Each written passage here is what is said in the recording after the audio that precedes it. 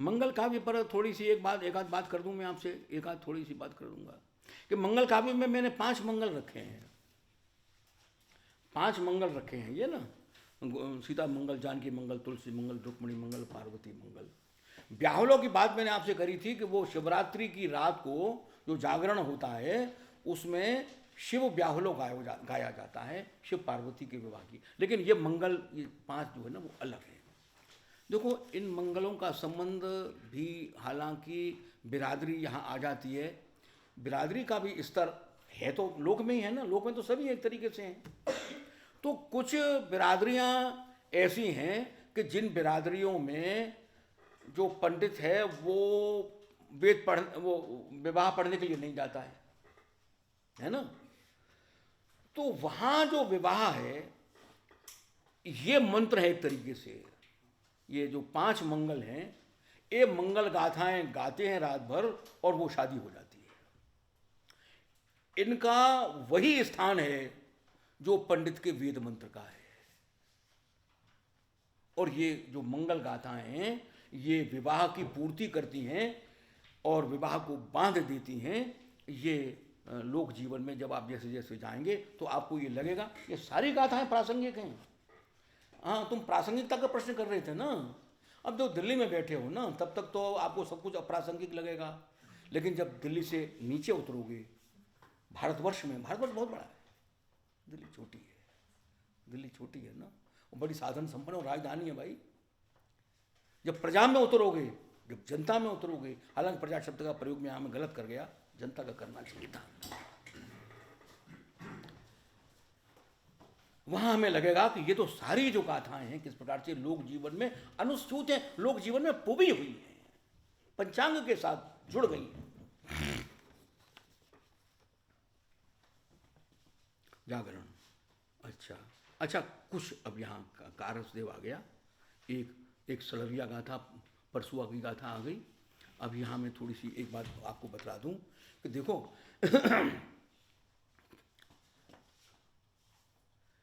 जो हमारा जो पुरखा है ना, उस पुरखा के प्रति हमारा एक सहज समर्पण का भाव होता है, क्योंकि हम उसी परंपरा में, उसी वंश परंपरा में, उसी खानदान की परंपरा में, तो उसके प्रति एक देव भाव होता है। वो तो देवता थे हैं। तो इस प्रकार से, हालांकि इसमें अकेला ये जो पितृ सूत्र है केवल यही नहीं है, इसमें और भी सूत्र मिलते हैं। पितृ सूत्र के साथ मातृ सूत्र भी मिलता है, और जो परिवेश के जो दूसरे सूत्र हैं वो भी इसके साथ मिल जाते हैं, और उसके बाद एक देव भाव का सृजन होता है। तो वे असल में पितृदेव हैं, बड़ा खानदान है, और वो पुरखा जो है वो मर करके भी जोड़ देता है कुनबे को। पुरखा मर गया है लेकिन उसके नाम पर पूरा कुनबा इकट्ठा हो जाता है, पूरा गांव इकट्ठा हो जाता है। तो ऐसे ही गांव है, और गांव में कोई सिद्ध पुरुष था हैं? अब वो सिद्ध पुरुष मर गया, सबका कल्याण चाहता था, अब वो मर गया। अब वे जो लोग हैं, हाँ 4 पीढ़ी पहले वो सिद्ध था, पर मंदिर हैं वो पानीपत में, वो कहाँ चले गए, हाँ तुम, हाँ वो जो पंजाबी संस्कृति है ना उसमें वो मंदिर बने हुए हैं, जैसे बाबा लाल जी का है। अब बाबा लाल जी सिद्ध था और उसने लोग के लिए काम किया, लोग, अब उसकी मूर्ति बाकायदा मूर्ति है और एक विस्तार का मंदिर है। और वहाँ जो मुख्य बाजार है पानीपत में, इंसार चौक, इंसार चौक पर वो मंदिर बना, बाबा लाल जी का मंदिर बना हुआ है उसका। अब वो वही देवता है, कौन सा देवता कि जो 4-5 पीढ़ियों पहले था, उसने गांव का उपकार किया था, गांव का भला किया था, गांव के लोगों ने उसको देव माना, एक देव भाव की रचना की, और उसको लेकर के उन्होंने कोई उर्स या कोई मेला या कोई जयंती या कोई त्योहार बना लिया। और अब वो जो मरा हुआ है वो तो मर गया, लेकिन अब क्या कर गया कि इतने लोगों के बीच में एकता का सूत्र वो दे गया है कि उसके नाम पर उस गांव के या उस कुल के या उस पूरे अंचल के या जिले के वो जो लोग हैं वो इकट्ठे हो जाते हैं और उसके प्रति वही अच्छा हाँ, यहाँ ये बात मैं आपको कई बार कहा कि लोक में अलौकिकता की ओर जाने की प्रवृत्ति होती है, चमत्कार रचती है वो। अरे गांधी के साथ ऐसा हो गया, गांधी के चित्र बनाए गए और गांधी के संबंध में जो गीत बने और गांधी की जो किस्से चले, जो किंवदंतियाँ जो गांवों में चली, उसमें ये बात आई कि गांधी जो है वो देवता का अवतार है और वो एक साथ हिंदुस्तान की कई कई सभाओं को संबोधित करता है कि यदि इस समय दिल्ली में भी बोल रहा है तो वो मुंबई में भी बोल रहा है, वो नागपुर में भी बोल रहा है, वो श्रीनगर में भी बोल रहा है। तो जब गांधी जी को ये बात मालूम पड़ी, गांधी से लोगों ने कहा कि ऐसे ऐसे लोग कह रहे हैं, तो नहीं नहीं ये गलत बात। तो उसने कहा देखिए जैसे इंसान आप हैं ना, मैं बिल्कुल ठीक वैसा ही इंसान हूँ और जैसी क्षमता आप में है वैसी ही क्षमता मेरी है। आप में मुझ में कोई भेद नहीं है। मैं एक सभा में ही जा सकता हूँ, एक सभा में ही जा सकता हूँ, एक समय में 10 सभाओं को संबोधित कैसे कर सकता हूँ, ये बात नहीं है। इस बात को आप दिल से निकाल दीजिएगा, मत में मत रखिएगा। लेकिन लोग है ना, लोग का तो काम ही ये है कि वो जो देवता की प्रतिष्ठा करना, युगावतार लिखना। अरे मैंने अपनी 9th क्लास की जो पुस्तक थी, जो पाठ्य पुस्तक थी, उसमें मैंने जो संस्कृत की पुस्तक थी उसमें ही था, खैर तम वंदे गांधाख्य देवम परम, गांधी नाम के परम देवता की वंदना करता हूँ। ये मेरी 9th क्लास की पाठ्य पुस्तक में थी।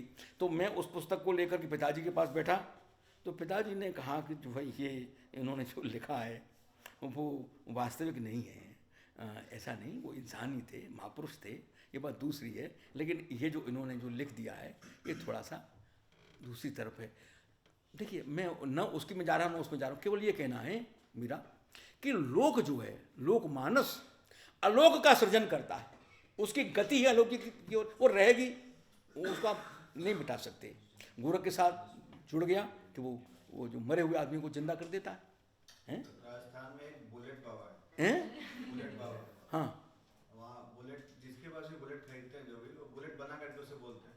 उस जगह पे उसका एक्सीडेंट हो गया था, उसके नाम पे बहुत बड़ा मठ जैसा बना हुआ। हाँ। लोग जाते हैं वहाँ, मनोकामना मांगने जाते हैं, मेरा लगता है वहाँ। अच्छा नहीं, आप ये तो जगह जगह पर देखेंगे भाई साहब।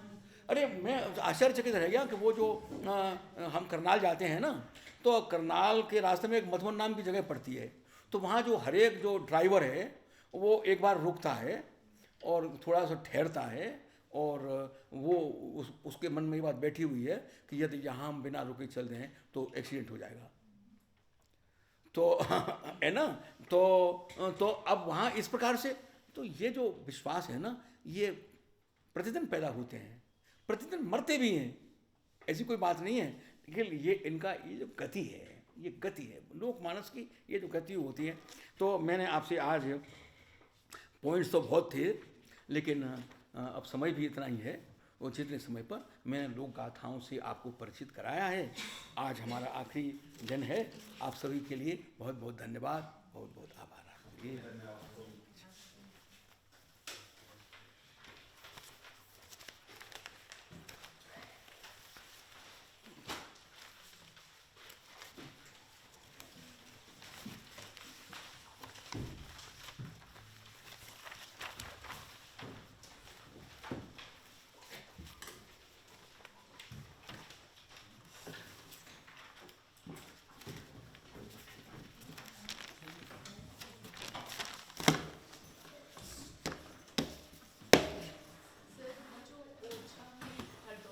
हाँ ओरछा, ओरछा। उसमें अभी भी लोग कार्ड देने जाते हैं शादी का। हाँ हरदौल का मंदिर भी तो है, जी और मैथिली शरण गुप्त ने हरदौल का भी लिखा था। जी, तो उनका ये मानना है कि जो हरदौल अगर हमारी शादी में आएंगे तो खाना कम नहीं पड़ेगा, ये माना जाता है। और बेटियां खासतौर से बेटियों के परिवार से लोग जाते हैं कार्ड देने, उन्हें इनवाइट करते हैं। बिल्कुल ठीक, वेरी गुड। लेकिन आखिरी दिन भूले